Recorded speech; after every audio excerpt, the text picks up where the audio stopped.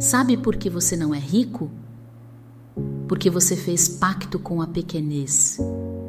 Existe uma dor que quase ninguém admite, a dor de viver muito abaixo do que a alma sabe que é. Eu vivi isso por muitos anos.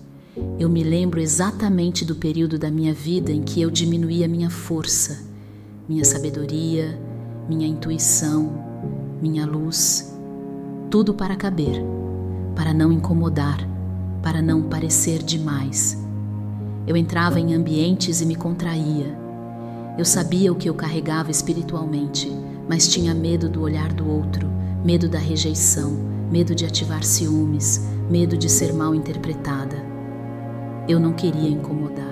E um dia, a voz do Eterno foi tão clara no meu ouvido que eu quase perdi o ar.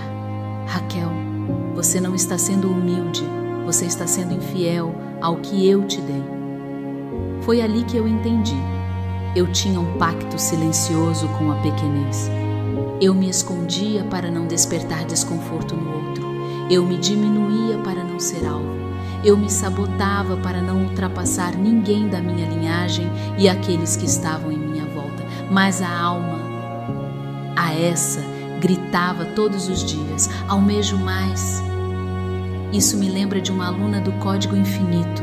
Ela tinha uma inteligência tão luminosa que parecia tocar fogo no ar quando falava, mas vivia presa em um relacionamento tóxico, em um emprego medíocre, escolhas pequenas.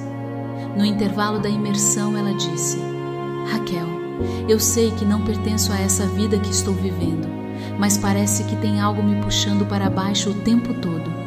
E havia um pacto invisível, silencioso, um acordo energético de não ultrapassar a mãe, o pai, a família, de não brilhar mais do que ninguém, de não atrair olhares, de não despertar inveja. Mas naquele dia ela rompeu. E meses depois, ela me enviou uma mensagem: Raquel, eu finalmente estou vivendo o que minha alma sempre me mostrou. Hoje ela lidera uma equipe enorme, prospera com leveza e vive um amor que nunca acreditou merecer, porque ela ousou quebrar o pacto. A Kabbalah chama isso de clipá, cascas que sufocam a verdadeira luz da alma. A psicologia chama de autossabotagem, a ciência sistêmica chama de lealdade invisível, e Yeshua chamou de viver na pobreza quando vocês são filhos do Pai vivo.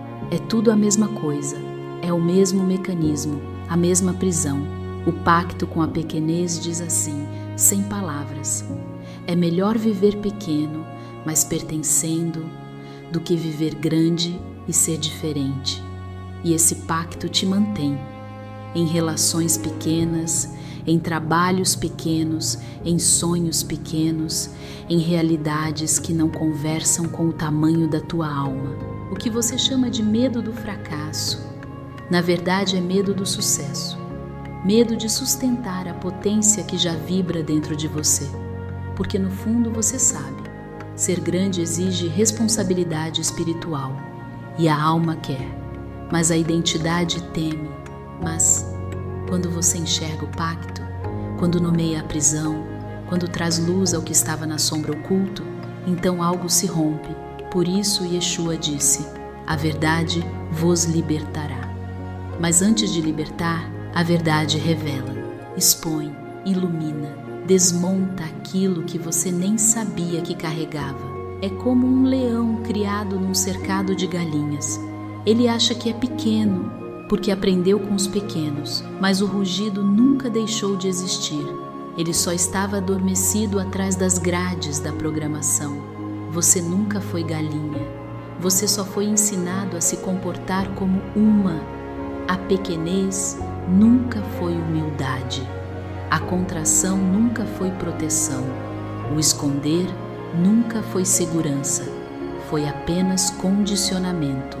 E você não deve nada a ele. Você deve fidelidade ao Criador, não às suas limitações. E no próximo episódio, vamos abrir um dos pontos mais profundos da jornada espiritual: a culpa de brilhar, a culpa de prosperar, a culpa de seguir o chamado que o Eterno colocou dentro de você. Esse é o próximo portal. O meu propósito aqui é te lembrar: o mundo precisa da tua grandeza. Nunca negocie o que o Criador colocou dentro de você. Expanda, manifeste, revele a luz do Eterno em si e transborde no mundo o trono que é seu. E está te esperando Raquel Al-Malkut, a glorificadora de almas. Que a tua alma se lembre.